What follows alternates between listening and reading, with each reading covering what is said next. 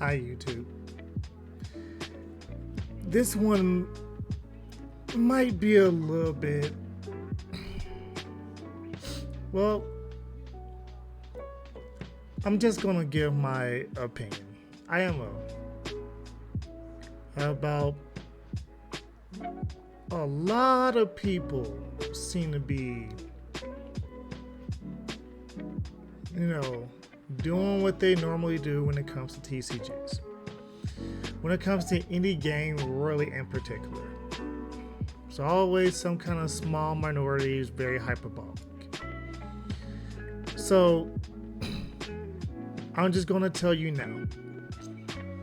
This video is gonna have a lot of numbers, some statistics, and my opinion. I'm not here to change your opinion, just stay in mind. You can leave your opinion in the comment section below. Would love to hear it. So, without further ado, let's just get right into the video. What is the number one question that, people are thinking when new set, new meta, people get bored? It happens all the time. I do mean all the time. There's always something wrong with something. So let's ask the question I didn't think we had to really ask. Is Digimon dying? Now a lot of people, but yeah, short answer is no. Yes. But I am the kind of person that kind of likes to give you more than just no. Because it's not as simple as yes or no. Could Digimon fade out? Yeah. Could it go the way of Vanguard here in TCG? Yeah. Could it go the way of Dragon Ball here in TCG? Yeah. Could it go the way of Pokemon, Magic, Yu-Gi-Oh? Maybe. There's a very good case for the latter. And like I said, I'm about to just, if this digs deeper than just, oh, meta. Digs deeper than just, oh, carpool. It's a lot deeper than that. So, I'm going to try to explain it as best as possible. For those of you who don't know, my profession is I am a financial advisor. I am working towards my CPA. So numbers and math are my strong suit. That's just how it is. That's just how it goes. Simple. I don't know everything. I'm just going to go ahead and give you as much information as I can. So if you're scared of information or you're scared of numbers, this might not be the video for you. But if you made it this far into the video without clicking off, I appreciate you. Leave a like, share the video. Maybe this can convince a few people in your community who thinks, maybe this game is going to die off in the next 2, 3, 4 months. Well, I say we just get right into it, shall we? I want to bring you to this. This is the parent company of Digimon. This is the parent company of Dragon Ball, Pac-Man, some other things. This is Bandai Namco. Just a small little history lesson. Bandai and Namco used to be two separate companies. Pac-Man was the mascot for Namco. Bandai acquired them. I think it's like back in like 2006 or 7. I could be totally wrong about the year. But they acquired them, and this is where you get Bandai Namco from. So when it comes down to the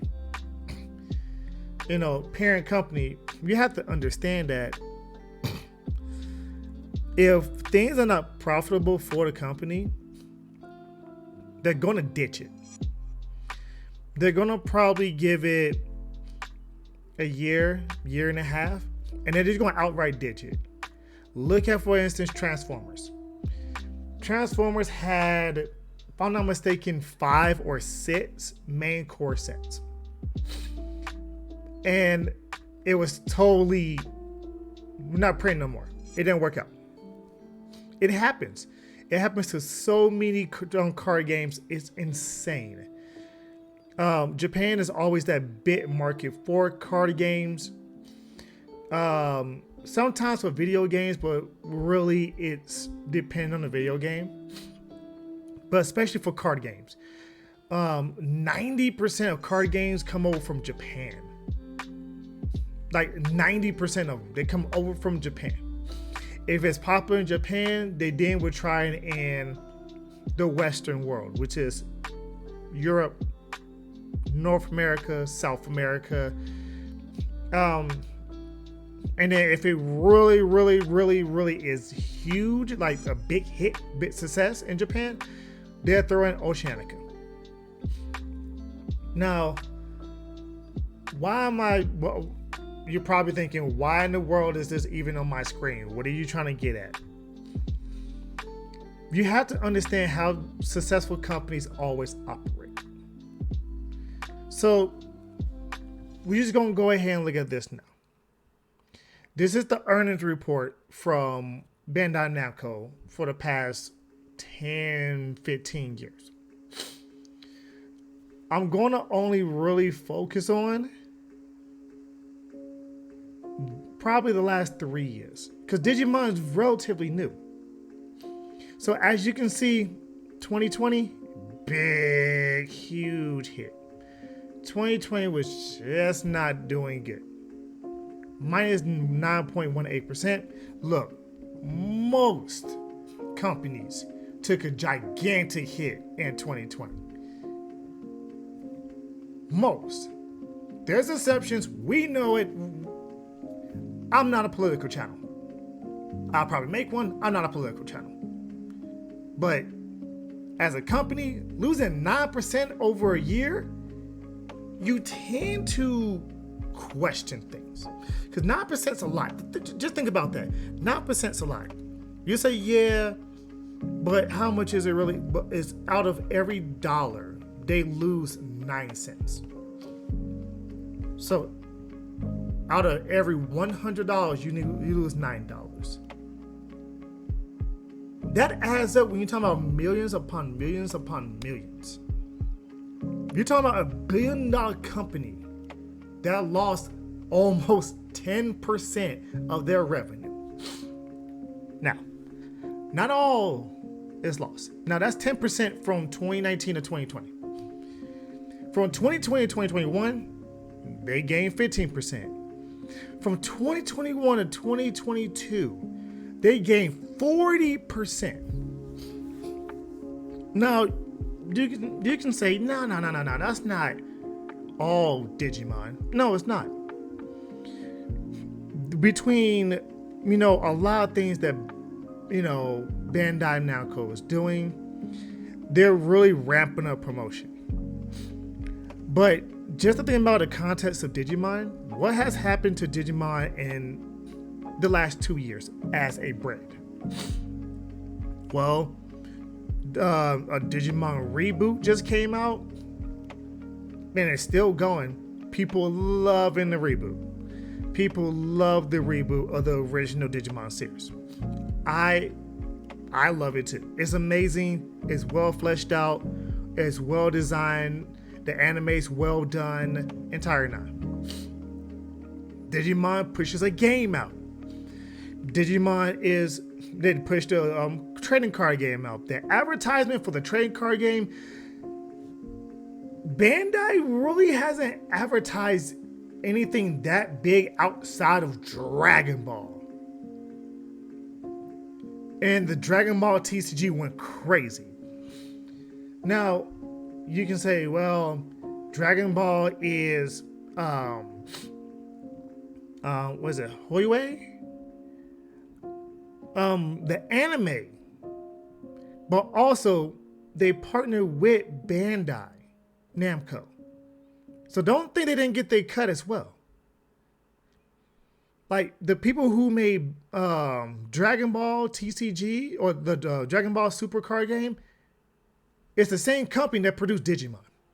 Don't forget that. Do not forget that. They took a lot that was good about Digimon and a lot that was good about Dragon Ball and a lot that was bad about Dragon Ball, and they improved on it. This is why a lot of people really are positive about Digimon as a whole. Sure, there's, things that you can complain about. Sure, you can complain about anything. You can complain about water not having a flavor. I digress. So, as you can see, to date, they've made 40% more money from 2021 to now. We are in the beginning, no, we're at the end of the third quarter. If I'm not mistaken, it's October. No, we're in the beginning of the fourth quarter. There you go. October, November, December. That's the fourth quarter. We're at the beginning of October, the beginning of the fourth quarter. Most businesses make the majority of their money in the fourth quarter. You make the least amount of your money in the first quarter, especially when it comes to retailers, consumer-based companies, any of those kind of things. If you're not in the necessity department, but even then, the necessity department thrives on holidays, believe it or not.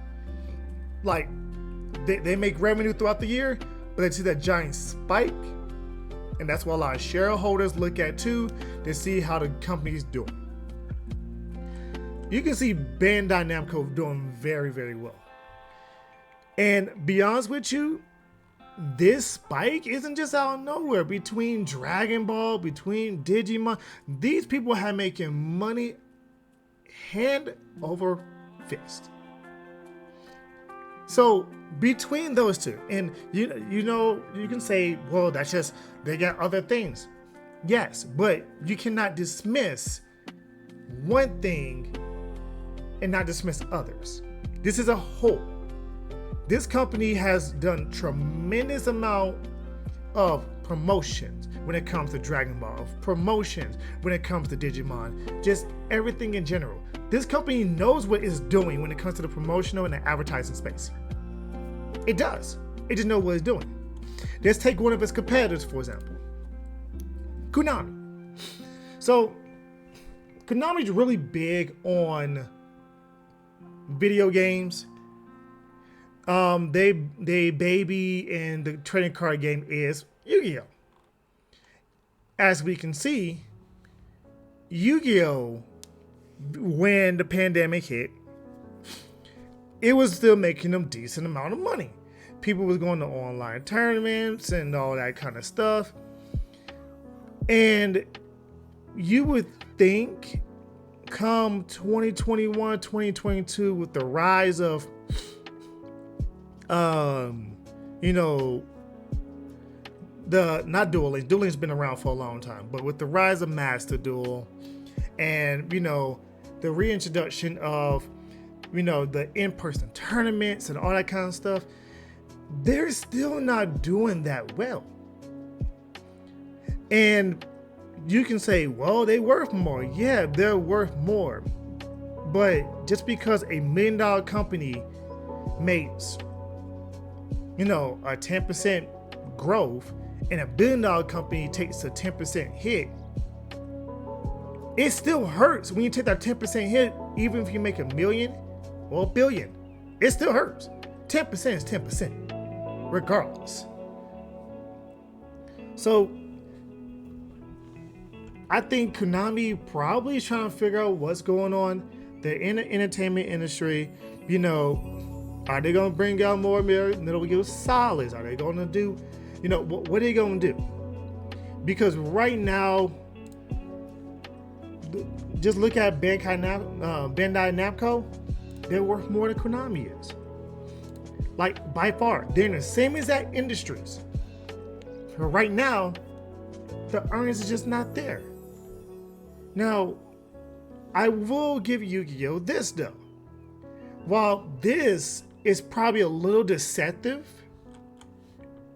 Also, they have made a lot of money off the introduction of Master Duel. Master Duel was probably the single most ingenious thing they can do because you had things like Magic the Gathering Arena and all these other card games going to a platform, an automated platform, something that is yours, something that you can control, not like DB, for example, where, some very smart people made DB, like scripts and stuff. Like, this is Konami's official automated platformer. And you can see it made them $626 million worldwide. People were spending money and throwing money. Hey, I'm one of them people too. I probably threw, I don't know, about $500 into Master Duel. No lie, I threw about $500 into Master Duel. It's a great alternative to playing in real life. If there's, a certain deck, and I tell people all the time, ooh, excuse me, if there's a certain deck and you hate when things are always changing and you're trying to buy cards and stuff, Master Duel is the perfect place to go. You can always craft the cards you want. It's always cheaper to do so. It's always cheaper to get the cards in Master Duel. It is way cheaper. People like the in-person experience. I'm one of the kind of people as well. But I could only really heavily invest into one card game over the other one. And just to show you, just because something is saying, oh, we should be able to overtake 1-bit 3. Nah. Because this would have been a lot higher if it wasn't for this.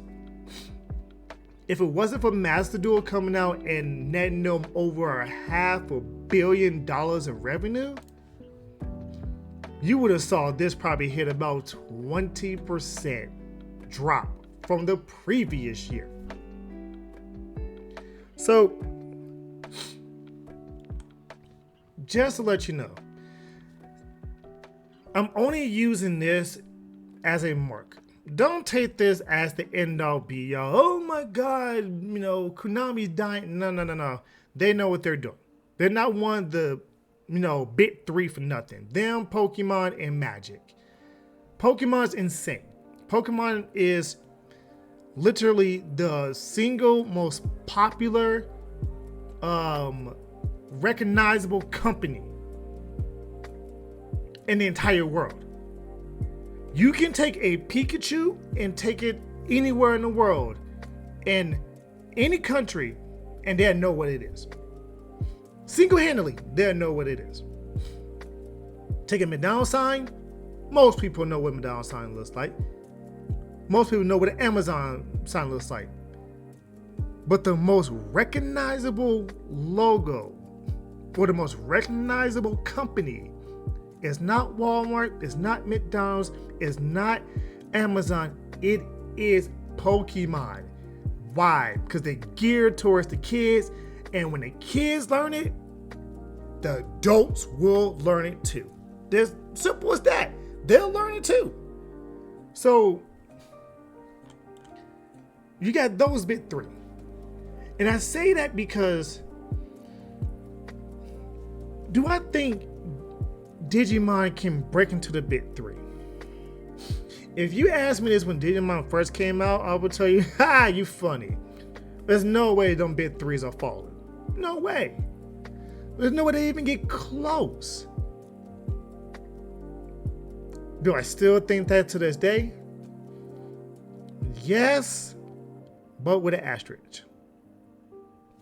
What with an asterisk? I think one of these bit 3 might fall as far as sales, revenue, all that kind of stuff. Because that's how we know what the bit 3 card games are.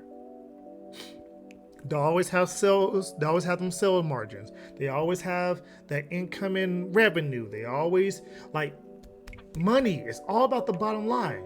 So with that being said, who's the one that I'm really thinking of?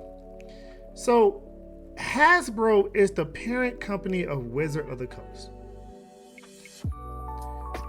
And as you can see, they haven't been doing so hot this past year. Mind you, this is only quarter number 3. Could they make up ground in the 4th quarter? Yeah, companies do it all the time.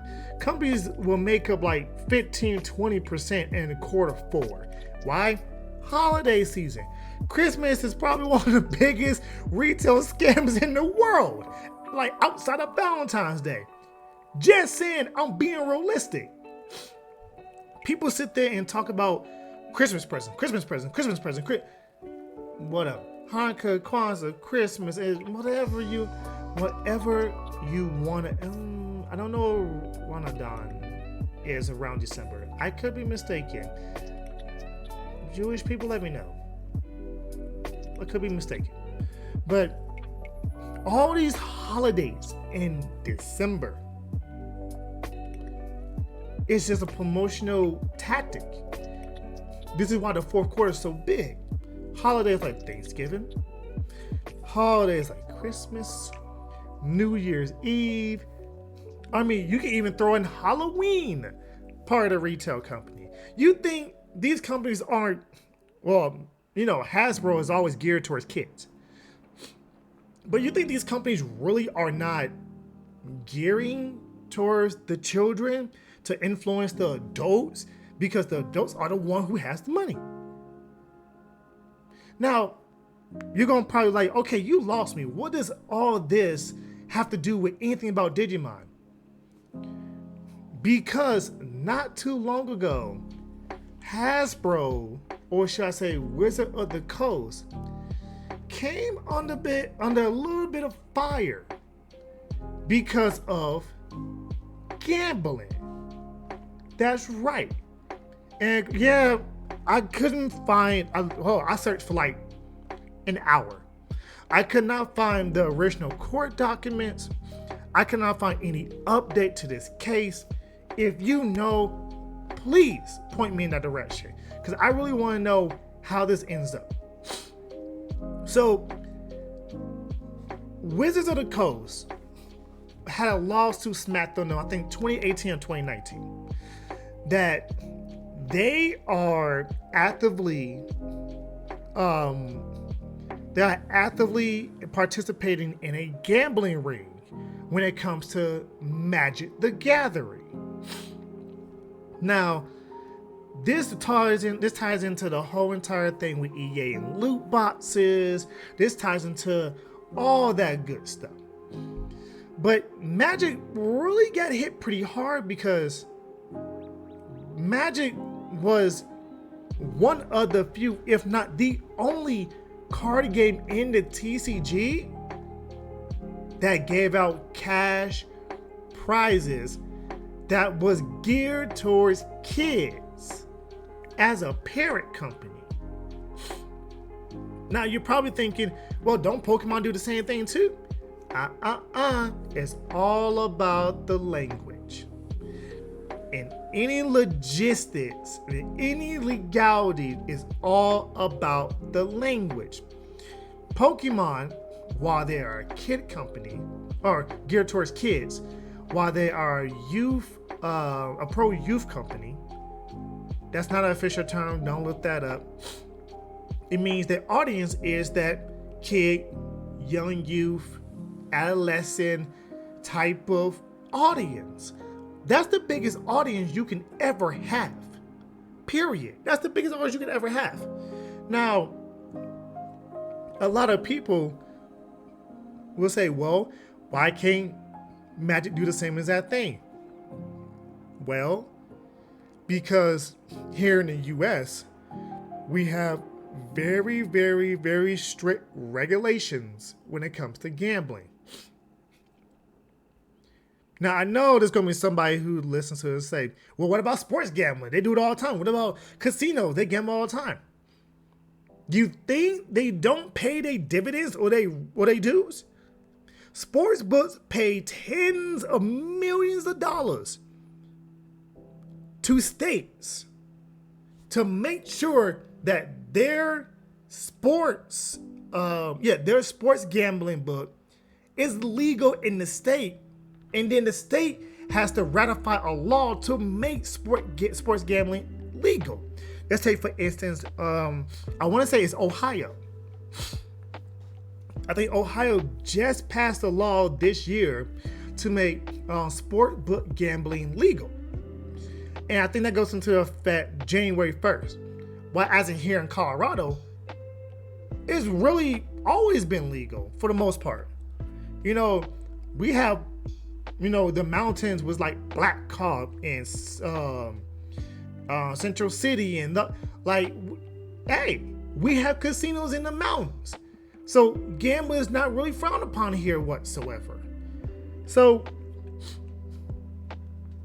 when you have a company like Hasbro, that is a parent company of a company like Magic, who gives out cash prizes,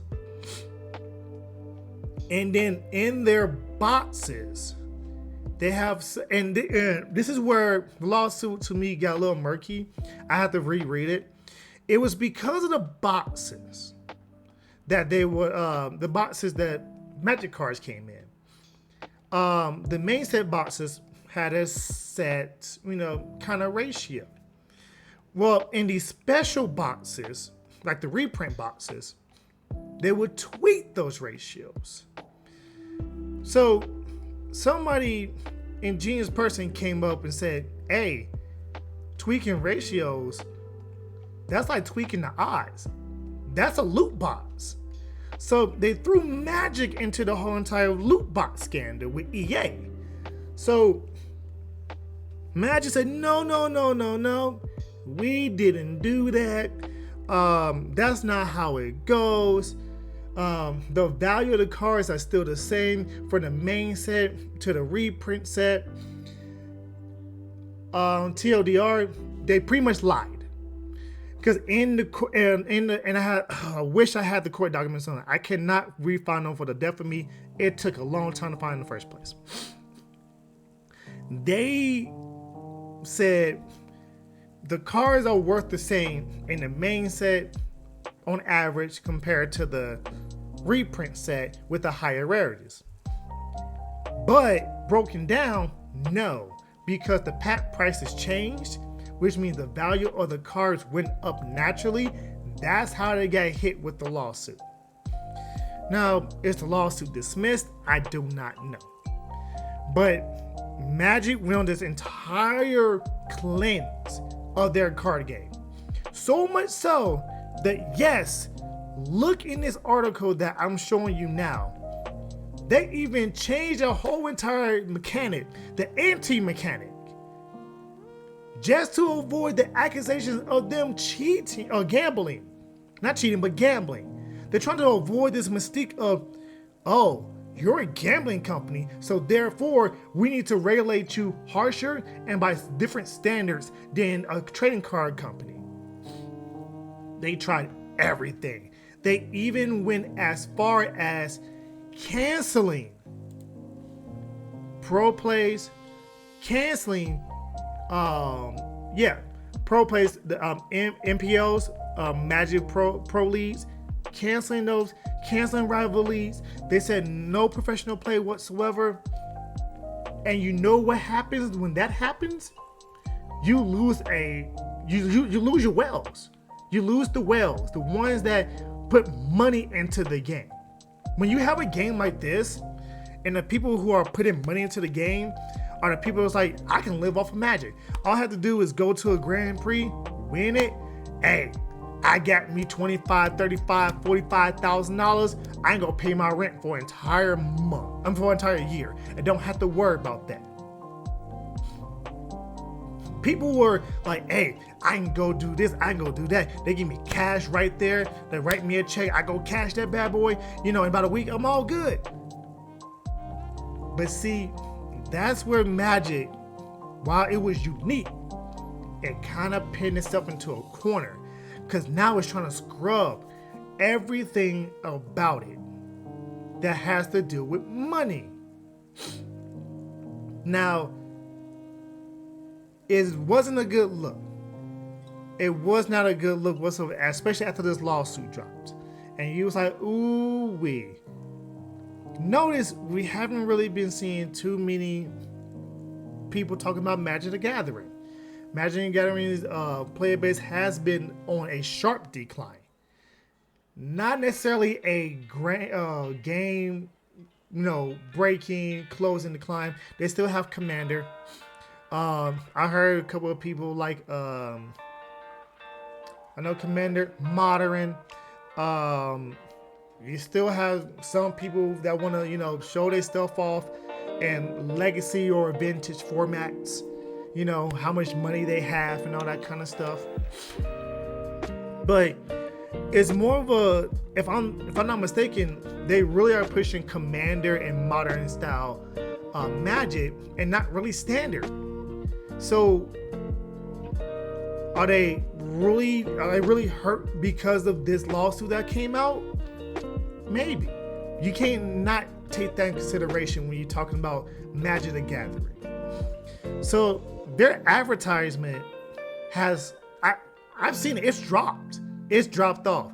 Usually I would see, regular television, you'll see, a Pokemon advertisement talking about Sword and Shield or Scarlet and Violet, or, promoting their new game, their new plushie, their new card game, their new card set coming out. This is why I say Pokemon is one of the most recognizable trademarks in the entire world.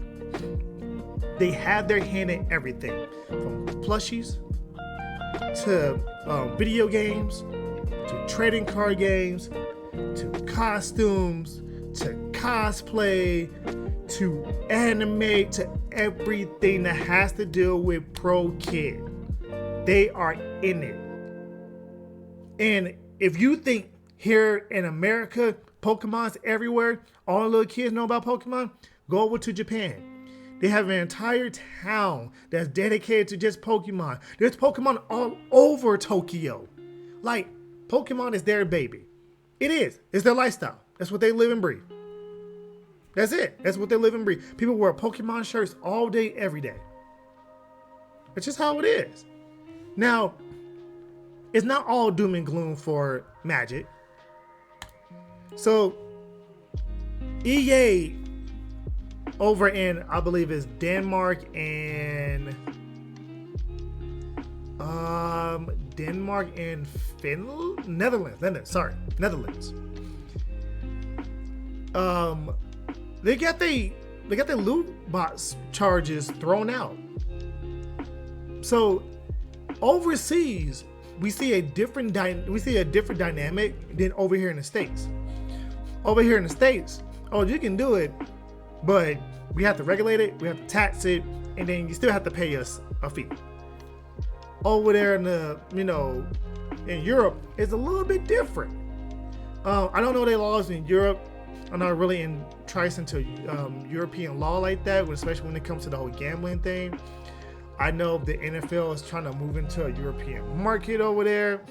So that might open up a little bit more for, them to be okay or down with the whole sports gambling thing, which opened doors to a lot of other gambling aspects being okayed. But you see here, they don't have to pay that $11 million lawsuit fee. They threw it out. Dutch court was like, nah, you're good. You don't have to pay that. So, I want to say Germany also did another similar thing.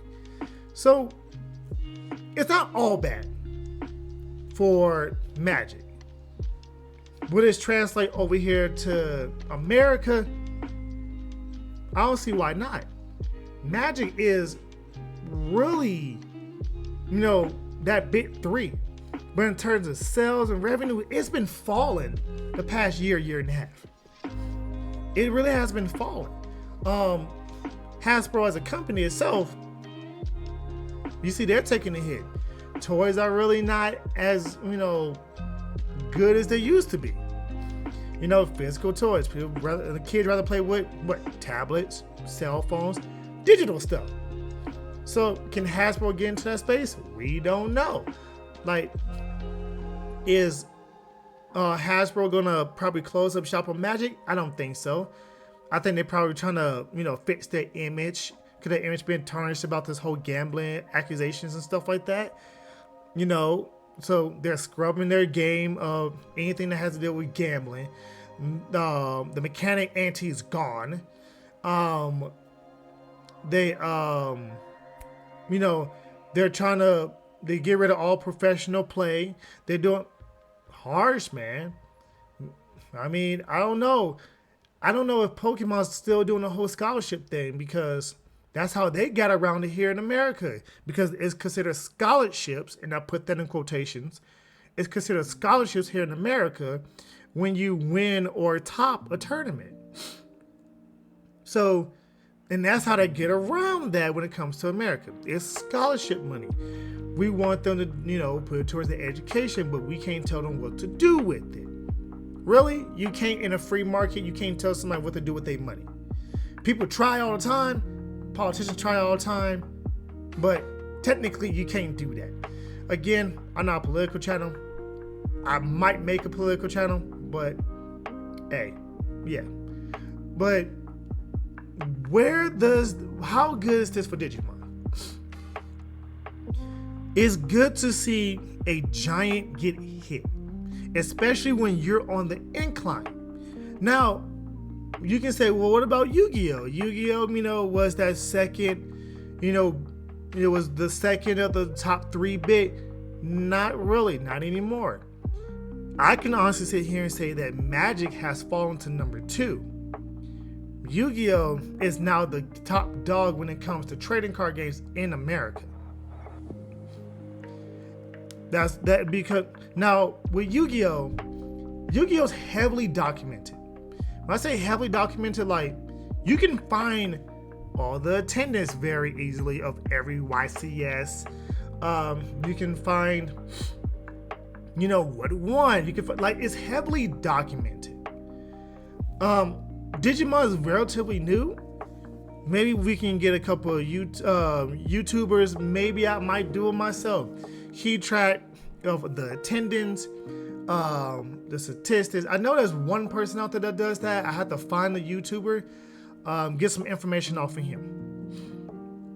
But it's one of them things to where, yeah, maybe Digimon, not now, but maybe another year or two, it can crack that bit 3 spot if Magic doesn't rebound.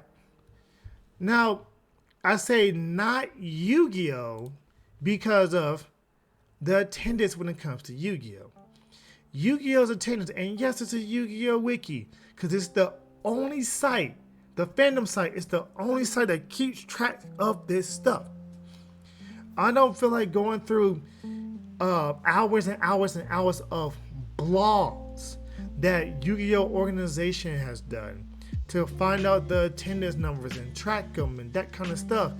Fandom takes that and put them into here already. That's the one thing I know about Yu-Gi-Oh. Fandom would try to keep up with everything Yu-Gi-Oh. As you can see, Yu-Gi-Oh attendance, even here, is still in the hundreds to the thousands. As you can see, their attendance has only ramped up. Now, people are going to say, well, what about Digimon?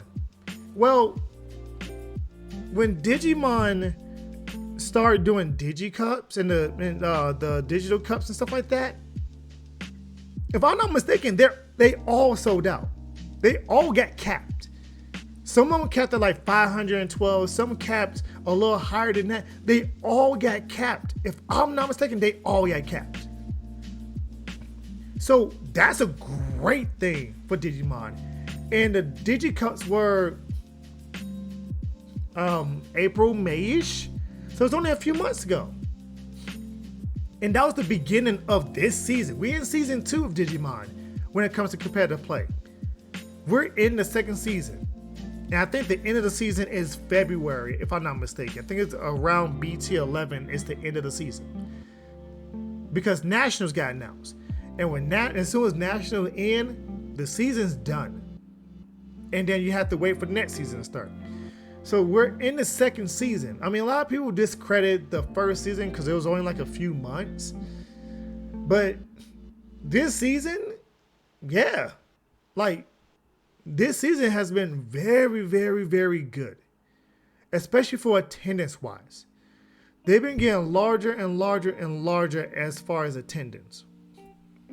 So, and I say this not to, be mean or anything, but just because your locals is losing people doesn't mean the game is dying. It means the game is not dying if it's just your local spot. It may be dying for you. You might have to find a new local for the game and stuff like that. That happens all the time. My locals, not because of lack of attendance. Oh man, not because of lack of attendance. But for legality reasons, we had to find another locals, and to the owner of our locals finds a new spot, and it finds a bigger spot to house us. So that's a transitional period that we're going through right now. The Digimon community is all close knit, and then as soon as it opens back up, we all 35 people are going back to the spot. When it comes to Yu-Gi-Oh, they do the same exact thing. We travel pretty well. A lot of people from Yu-Gi-Oh went to Digimon. Some people went back. Some people played both.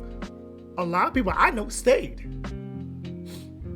So it's one of the things to where attendance for the competitive play is going up. It's only going up. It's not decreasing. It's only going up. You're talking about 500-600 a tournament? For a game that's only been out a year, a game that released in the middle of the pandemic? Because this game released a year and a half ago, if I'm not mistaken. The end of 2020 into 2021. I know because I sold all my Yu-Gi-Oh stuff to play Digimon. About cases of this stuff. Cases upon cases upon cases of just Digimon product. This thing has been a year and a half in, and it's doing fantastic. Can it keep up its steam? Bandai seems to be doing right by the player base. Now, you can nitpick and say, promos are too high. I get that. But that's also secondary market doing that. You can say, oh, they should reprint cards sooner. I mean, yeah, but they do reprint cards, efficiently. They do reprint cards when it needs to be reprinted. When they looked at Davis and like, ooh, excuse me. And they looked at Davis and saw Davis was a $20 rare from one of his first 3 sets that was, not printed that well. They upgraded rarity and printed it again in a rarely available structure deck. So everybody can get their hands on Davis. And on top of that, guess what? You got you a nice deck. So I believe they learned from Dragon Ball. Because Dragon Ball was really, really popular the first 5 or 6 sets. And it started going downhill because they really didn't want to promote it. They really didn't want to advertise it. They really didn't want to put too much into it. They didn't know what this this new IP that they bought off of somebody else was going to do. Then they saw what to do, what not to do with Dragon Ball. They flipped the switch and they put out Digimon. And the OCG, it was doing very, very, very well. They brought it to the TCG and they seeing money just rake in. That's all it is. The bottom line is money. You may feel like Digimon dying, but until the bottom line of Bandai Namco says otherwise, it's really not. Until the player base all start quitting, not just 2, 3, 4, 10 people. I'm talking about hundreds of people. See, when you start seeing YouTubers like myself or Primitive or Mario or any of the other YouTubers that do Digimon content, start like, the game's not as good as it was, and yada yada yada. I gotta bail out. When that started happening, that's when you didn't see the game really go on a decline. Right now, doing pretty good. It's doing very good right now. Is it going to be, that bit 3? That's going to take some time. Is it matching the money and the revenue of the bit 3? Yeah. I mean, you can see Nintendo right here. Nintendo doesn't even matter here because Nintendo made like 100% of their revenue from 2018 to 2022 in 2 years. They don't care. This little hit, whatever. They're like, yeah, Q4, we're gonna make this back. So, and this is a juggernaut. Nintendo is a juggernaut when it comes to the video game, and it comes to the video game and electronic industry. They're a juggernaut. Like bit boy. Like Konami and Bandai Namco don't hold a candle to somebody like Nintendo. That's because they're so well marketed that if you say Nintendo, if you say Game Freak, if you say Pokemon, they're all a part of the same company. And all three are very good IPs. Like, they're very good trademarks. So, do I have hope for this game? I do. I think the mechanic is very unique. I think the memory gauge mechanic is very unique. I think the Digivolution mechanic is extremely unique. I don't really know another game that has this kind of mechanic. I think they listen to their player base. When their player base say, yo, blue hybrid, yellow hybrid, yo, it's getting impressive, they hit them. When they say, hey, Alphamon needs to be touched a little bit, and the OCG, they hit it. I don't know about TCG yet, so as of, October 12th, 2022, we don't know if the hits can come here to the TCG. I've said in videos beforehand, I said in my prediction video for the ban list, I said I don't feel like Alphamon probably should be touched, but I understand if people do want it touched, but I don't think it should be touched. It's pretty fair. It's pretty balanced. It's a top tier deck. And people now know if it stalls one turn, you need to capitalize on it. People learn how to capitalize on the shortcomings of Alphamon. And Alphamon needs a perfect stack in order to be efficient. Whereas some of the decks don't really need a perfect stack. They level 6 boss monsters already do it. So, yeah, this game is in a good spot, to be honest with you. We have BT11 we have BT10 on the horizon. Yeah, so 3 has already been confirmed. BT11 has already been confirmed. We are 3 sets out from knowing anything else. Like, this game is in a great spot. So, again, let me answer my original question. Is Digimon dying? No. It is very well, being played. It's being promoted. It's being it's insane. It really is insane. It's a small community. It's not as big as Yu-Gi-Oh! It's not as big as Magic or anything like that. It's not as big as, actually, I can say it's probably as big, if not just a tad bit bigger than the Pokemon TCG players. I don't know about VCG. VCG, a lot of people play it at home. There's not really much data on VCG, but I would say that, hey, if I had to choose Pokemon TCG in attendance versus Digimon TCG in attendance, I'll put my money on Digimon. Yeah, I might sound biased when I say that, but I've played all these games competitively. I'm talking about regional levels, YCS levels. Like, I played them competitively.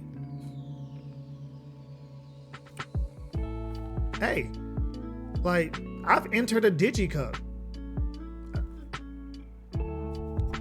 So I played Digimon on a competitive level. Just one, like, didn't do too well. Hey, I wanted to play a rogue deck. So, but my thing is, this game isn't, right now, as of right now, making this video, it's not dying. Maybe a year from now, maybe I'll be wrong. Maybe something happens. But I can see it only going up from here, because everybody's hyped about it. I do think Nationals is going to dictate really how this game is going to continue. So we'll have to see from there. And with that being said, I just want to give you some information and, my opinion. That's it. Now, I know a lot of this information is pretty broad. You can take it how you want to. It is what it is. I made this video for me, because I wanted to say something. If you want to say something and have your opinion, please, with all due respect, go ahead. That's fine. You're entitled to your opinion. But I got about 3 other videos that I need to finish up here. This video is probably going to drop on a Friday. So probably it's coming up Friday. So without further ado, I'm going to just get up out of here. I might not make another one of these videos unless the community calls for another one of them. But from a money aspect of it, I think the company's doing fine, and they're doing fine, and Digimon attendance is going up, and they're making money, and they're pushing out products. I don't see this game falling anytime soon. Like I said, I could be wrong. Like I said, I wouldn't be surprised if I was wrong. We have other games in the past fall, in a TCG over here in America. Buddy Fight, Vanguard, Final Fantasy, White Shorts. It happens. It does. Well, I'm going to get up out of here. And I'll catch you in the next video. Peace.